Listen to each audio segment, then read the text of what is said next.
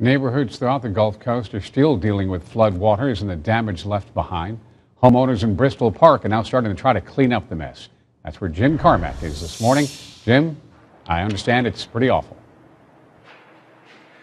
Jared, as you mentioned, we are in Bristol Park, and you may remember this area from how bad it was during the flooding that night and the next day. I wanted to show you what we've been seeing all across the area. Take a look around the home. We're inside one of the homes in the Bristol Park neighborhood. It's basically been gutted at this point. We've had to remove all the drywall because of how much flooding was inside the home. All the rooms, everything basically has been cleaned out. And I want to kind of show you where it's all gone. When we drove into Bristol Park this morning, this is a very familiar scene. We saw people's lives sitting on their front yards. Again, a lot of you may remember this type of scene from Ivan, the massive flooding and destruction you see, and then there's nothing left to do but try and clean up and pick up the pieces.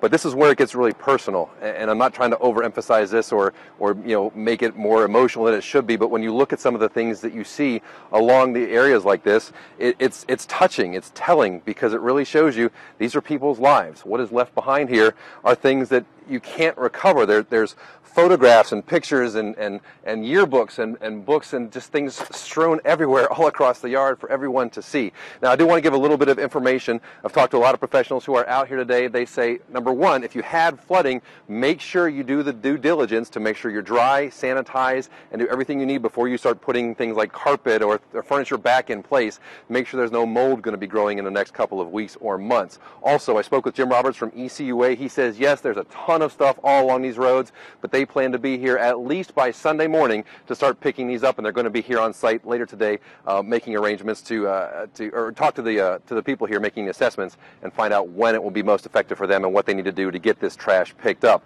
If you want to help, here's the key, because there are a ton of people in this area coming by to offer assistance. Number one, the volunteers here are asking you, please help through an official organization like Red Cross or the Florida Baptist Disaster Relief Organization, because that way they can coordinate things. We've got people just driving through, taking pictures, kind of walking by saying, hey, what do you need? That really doesn't help at this point. They need money, and they need people who they can coordinate. So do it through an official organization if you want to help. Reporting live from Bristol Park, Jim Carmack, Channel 3 News.